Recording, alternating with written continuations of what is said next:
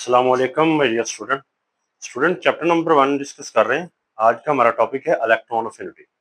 Periodic table के बारे में हमने अंडरस्टैंड की हैं चीज़ें। पीरियोडिक टेबल के अंदर ग्रुप्स पीरियड को पढ़ा। लास्ट हमारा जो लेक्चर था वो आयोनाइजेशन एनर्जी से रिलेटेड था। ये टॉपिक समझने के लिए हमें बेसिक पीरियोडिक टेबल के कॉन्सेप्ट का पता होना चाहिए। उसके लिए जो हमारे लास्ट वीडियोज हैं माय डियर स्टूडेंट, ट्राई करें कि आप वहाँ से अंडरस्टैंड करें ये सारे कॉन्सेप्ट। तो electron affinity my dear student ये है कि जैसे हमारे पास ये एक एटम का स्ट्रक्चर है और एटम का एक सेंटर होता है माय डियर स्टूडेंट, उसे हम न्यूक्लियस कहते हैं।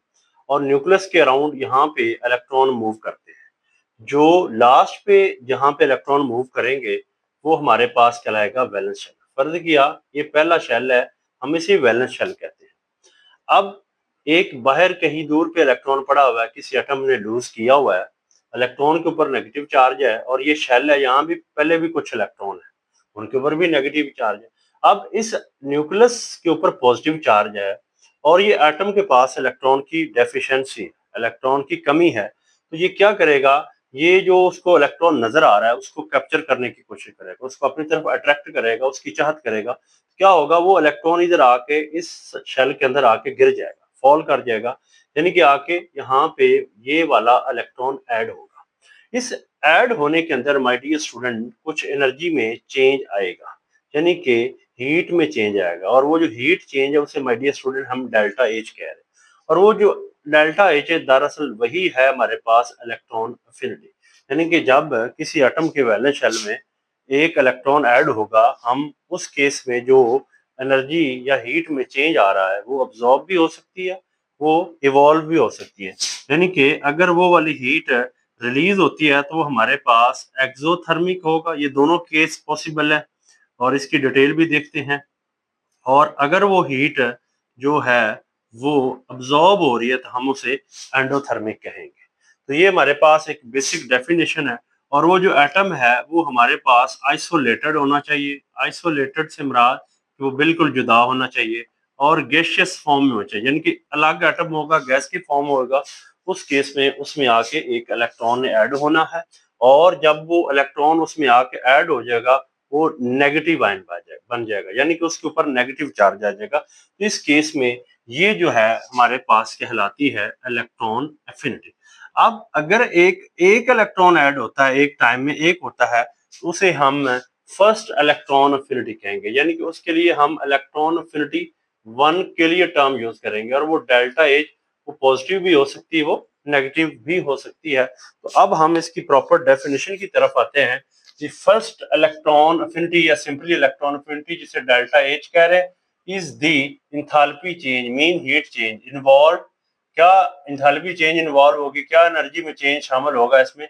when 1 mole of electron is added to 1 mole of gaseous atom। my dear student, जब हम 1 मोल की बात कर रहे हैं इसका मतलब है कि हमारे पास वो एटम 6.02 10 रेज पावर 23 होंगे। जब किस चीज मोल की बात करेंगे उसमें ये हमारे पास जो टर्म है एन ए एवोगैड्रो नंबर कहलाती है। लेकिन अगर हम एक एटम की बात करें, अगर हमारे पास वो सिंगल एटम है तो हम उसके लिए जो एनर्जी है वो इलेक्ट्रॉन वोल्ट में ले लेंगे या सिंपली जॉल में ले लेंगे। अगर वो चीज हमारे पास 1 मोल है तो उसके लिए टर्म यूज करेंगे यूनिट की, किलो जॉल पर मोल। तो एक एटम के लिए भी आप इसको डिफाइन ले सकते हैं। अगर आपके पास एक खास नंबर है एटम्स का पड़ा हुआ, यानी कि इतनी अमाउंट में पड़े हुए एटम, तो वहां भी ये यूज कर सकते हैं। ठीक है जी। तो जब वो इलेक्ट्रॉन गेन होगा to form 1 mole of gaseous uni negative ion, अगर एक इलेक्ट्रॉन ऐड होता है तो यूनि नेगेटिव आयन बन जाएगा। जब एटम के ऊपर आके इलेक्ट्रॉन ने ऐड होना है माय डियर स्टूडेंट, तो उसके ऊपर नेगेटिव चार्ज आ जाएगा और जब नेगेटिव चार्ज आएगा हम उसे uni negative ion under standard condition, एक खास टेम्परेचर के अंदर जाके ये चीजें हम देखते हैं। जैसे क्लोरीन है, इसके वैलेंस शेल में माय डियर स्टूडेंट 7 इलेक्ट्रॉन थे, 2 3 4 5 6 और 7। तो इसको स्टेबल होने के लिए 8 इलेक्ट्रॉन वैलेंस शेल में चाहिए। तो जब इलेक्ट्रॉन ऐड होगा उस कंसेप्ट के मुताबिक तो ये यूनि नेगेटिव आयन बन जाएगा और इस केस के अंदर -348.8 किलो जॉल पर मोल एनर्जी रिलीज होगी। अब ये जो नेगेटिव साइन है ये शो कर रहा है कि ये एक्सोथर्मिक रिएक्शन है। अब ये 1 मोल की बात भी हमने कर ली है। इस तरह ऑक्सीजन के अंदर अगर एक इलेक्ट्रॉन होता है तो यूनिनेगेटिव आयन आ जाएगा और इतनी एनर्जी रिलीज होगी। अगर ऑलरेडी नेगेटिव के अंदर एक और इलेक्ट्रॉन ऐड करते हैं तो ये -2 चार्ज आ जाएगा।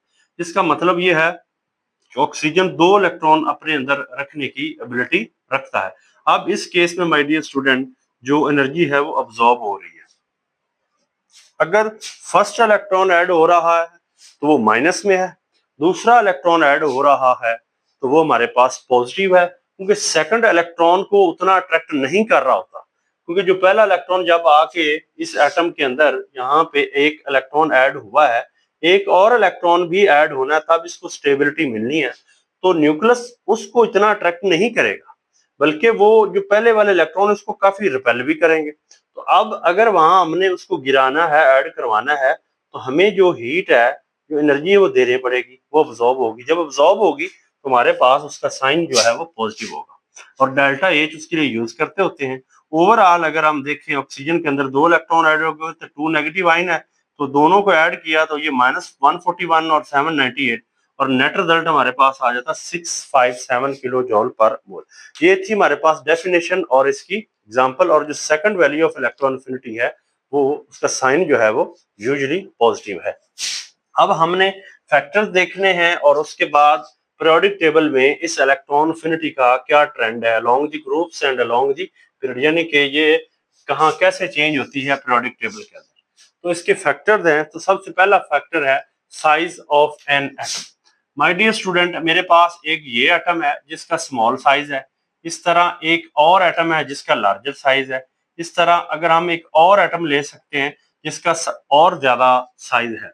अगर एक फॉरेन इलेक्ट्रॉन इधर आके ऐड होता है, उसने इधर भी ऐड होना है, उसने इधर भी होना उसने लास्ट शेल पे, इसका फर्स्ट एंड लास्ट यही है, इसका लास्ट ये वाला है, इसका लास्ट ये वाला है।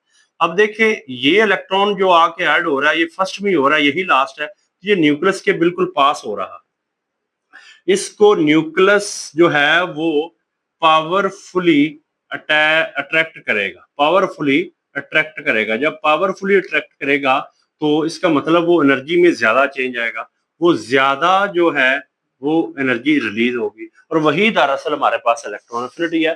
तो स्मॉलर साइज की इलेक्ट्रॉन एफिनिटी ज्यादा हुई। अगर इधर इलेक्ट्रॉन ऐड हो रहा है तो इसका मतलब ये न्यूक्लियस से थोड़ा दूर आके ऐड हो रहा है, तो इसको न्यूक्लियस उतना अट्रैक्ट नहीं करेगा जितना इसको करेगा, तो इसके लिए वो इतनी एनर्जी रिलीज नहीं होने वाली। और इधर जो है बिल्कुल एक वीकर केस है, इलेक्ट्रॉन न्यूक्लियस से काफी दूर आकर ऐड हो रहा है, तो उसको माय डियर स्टूडेंट इलेक्ट्रॉन उतना अच्छे से अट्रैक्ट नहीं करेगा। जब अच्छा अट्रैक्ट नहीं करेगा तो वो आने वाले इलेक्ट्रॉन को जब इतना अट्रैक्ट ही नहीं करना, उस केस में ऐड होने के लिए वो आने इस शेल के अंदर जो पड़े हुए इलेक्ट्रॉन उनको इतना रिपेल नहीं करेगा, ठीक है जी, और थोड़ी स्टेबिलिटी होगी, इसकी वजह से इलेक्ट्रॉन एफिनिटी जो है वो कम हो जाएगी। सेकंड फैक्टर है न्यूक्लियर चार्ज। बिल्कुल वही बात है, अगर न्यूक्लियस के अंदर पॉजिटिव चार्ज ज्यादा है और शेल्स कम है, तो न्यूक्लियस के ऊपर जो उसकी स्ट्रेंथ है चार्ज की वो ज्यादा होगी, उसका इफेक्टिव न्यूक्लियर चार्ज ज्यादा होगा, और इनकमिंग इलेक्ट्रॉन को वो पावरफुली अट्रैक्ट करेगा, यही केस है, और उसकी इलेक्ट्रॉन एफिनिटी भी ज्यादा होगी। नेक्स्ट है electronic configuration. Electronic configuration my dear student, जब किसी एलिमेंट की जाती है, अगर उसके इलेक्ट्रॉन जो लास्ट वाले हैं वो हाफ फील्ड हो या फील्ड हो तो वो वाला स्टेबल होता है। जैसे माय डियर स्टूडेंट, अगर हम नाइट्रोजन को देखें, उसका एटॉमिक नंबर 7 है, उसकी इलेक्ट्रॉनिक कॉन्फ़िगरेशन ये बनती है 1s2 2s2 और 2p3। टोटल 7 इलेक्ट्रॉन है, 2 इस शेल में, 2 इस शेल में, और इलेक्ट्रॉनिक कॉन्फ़िगरेशन से रिलेटेड हमने लास्ट लेक्चर डिस्कस किए हैं, तो वहां जाकर माय डियर स्टूडेंट आप जरूर विजिट करें और ये चीजें अंडरस्टैंड करें। अब अगेन हम देखते हैं इसके ऑर्बिटल बना के, और जो इसका p वाला है उसके 3 ऑर्बिटल हैं, 2px बनेगा, 2py बनेगा, और हमारे पास 2pz बनेगा। एक इलेक्ट्रॉन इधर है, एक इधर है, एक इधर है। अब देखें ये जो इसके जो सब शेल्स के आगे ऑर्बिटल हैं, ये हाफ फील्ड है, हाफ फील्ड है, तो ये स्टेबिलिटी का साइन शो कर रहे हैं। और जो स्टेबल ऑर्बिटल में जब आके इलेक्ट्रॉन ऐड होंगे या कंप्लीटली फील्ड में तो चांस ही नहीं है, तो यहाँ इस केस में लो एनर्जी रिलीज होगी, low energy my dear student release होगी, और वो जो एनर्जी है वही सच में इलेक्ट्रॉन एफिनिटी। इसका मतलब वो वाली इलेक्ट्रॉन एफिनिटी अगर हाफ फील्ड के अंदर आके ऐड होती है, हमारे पास कम होगी। इसी तरह हमारे पास नोबल गैसेस हैं। नोबल गैसेस की जो इलेक्ट्रॉनिक कन्फिग्रेशन है वो ये है NS2 NP6, यानी कि उनके वैलेंस शेल में 6 इलेक्ट्रॉन है और ये बिल्कुल इनकी जो ऑलमोस्ट जो इलेक्ट्रॉन अफिनिटी है वो 0 है। वो तो इलेक्ट्रॉन को अपनी तरफ अट्रैक्ट ही नहीं करते, तो वहां इलेक्ट्रॉन आके ऐड नहीं होगा। और जहां अच्छी तरह ऐड होगा, यानी कि जो एटम अच्छी चाहत कर रहा है इलेक्ट्रॉन की, जिसको ज्यादा जरूरत है, उस केस में आके इलेक्ट्रॉन अफिनिटी जो है वो बहुत ज्यादा होगी। और माय डियर स्टूडेंट, अगर साइज की बात करें तो उसको हमने देखा है। अब फ्लोरीन का जो साइज है वो लेस देन क्लोरीन है। ये एक इंटरेस्टिंग क्वेश्चन है, लेकिन इलेक्ट्रॉन अफिनिटी है, जो इलेक्ट्रॉन अफिनिटी है, chlorine is greater than fluorine. पहली रीजन ये है कि क्लोरीन के अंदर डी ऑर्बिटल आ जाता है और फ्लोरीन के अंदर नहीं होता। और दूसरे, इसके इलेक्ट्रॉन जो फ्लोरीन के हैं वो न्यूक्लियस के गिर्द इस तरह उन्होंने एक थिक इलेक्ट्रॉनिक क्लाउड बनाया होता है। जब थिक बनाया होता है तो जो इनकमिंग इलेक्ट्रॉन है माय डियर स्टूडेंट, उसको ये बहुत ज्यादा रिपेल करते हैं। जब बहुत ज्यादा रिपेल करते हैं तो उसको ऐड होने के लिए उतनी एनर्जी नहीं लगती और ना ही उसका न्यूक्लियस उस वे में इतना अट्रैक्ट कर पाता है इस इलेक्ट्रॉन के इस थिक क्लाउड की वजह से। यानी कि इन्होंने एक ऐसी लेयर बना लेते हैं, इतना न्यूक्लियस के पास होते हैं कि आने वाले इलेक्ट्रॉन को उतनी अट्रैक्शन नहीं मिल पाती। लेकिन क्लोरीन के केस में ऐसा पॉसिबल है, इसलिए क्लोरीन की इलेक्ट्रॉन अफिनिटी जो है ट्रेंड वाइज तो कम होनी चाहिए, लेकिन ये एक एक्सेप्शनल है कि इसकी इलेक्ट्रोनेगेटिविटी ज्यादा होती है। अब माय डियर स्टूडेंट, हम जो पीरियोडिक टेबल का चैप्टर डिस्कस कर रहे हैं, पीरियोडिक टेबल के अंदर जो हमारे पास इलेक्ट्रॉन अफिनिटी है, हमने उसका ट्रेंड देखना है, हमने उसकी वेरिएशन देखनी है। यानी कि पीरियोडिक टेबल में इलेक्ट्रॉन अफिनिटी में क्या चेंज आ रहा है। अब पीरियोडिक टेबल हमारे पास क्या है, एक टेबुलर फॉर्म है जिसके अंदर एलिमेंट्स जो होते हैं वर्टिकली एंड हॉरिजॉन्टली इस तरह अरेंज किए जाते हैं। ये जो टॉप टू बॉटम ये हमें कॉलम नजर आ रहा है माय डियर स्टूडेंट, ये हमारे पास ग्रुप्स, जैसे ये पहला ग्रुप है, ये दूसरा है, इस तरह चलते 18 तक चलते हैं। तो पहले ग्रुप में अगर देखें हमारे पास यहाँ हाइड्रोजन आएगी, उसके बाद लिथियम आएगी, उसके बाद सोडियम आएगी, उसके बाद पोटेशियम। अब top to bottom last lecture के अंदर भी देखा, इसका एटॉमिक नंबर 1 है, इसका 3 है, 11 है, 19। तो एटम के अंदर एटॉमिक नंबर बढ़ने की वजह से साइज बढ़ता है। जब साइज बढ़ेगा तो न्यूक्लियस से वो आने वाला इलेक्ट्रॉन दूर आके ऐड होगा। जब दूर आके ऐड होगा तो उसको इतना वो अट्रैक्ट नहीं करेगा, इसलिए उसकी इलेक्ट्रॉन अफिनिटी जो है वो कम होती है। लेकिन जब इस ट्रेंड को हम पीरियड के लिहाज से देखते हैं माय डियर स्टूडेंट, तो पीरियड में लेफ्ट टू राइट जो साइज है वो डिक्रीज करता है।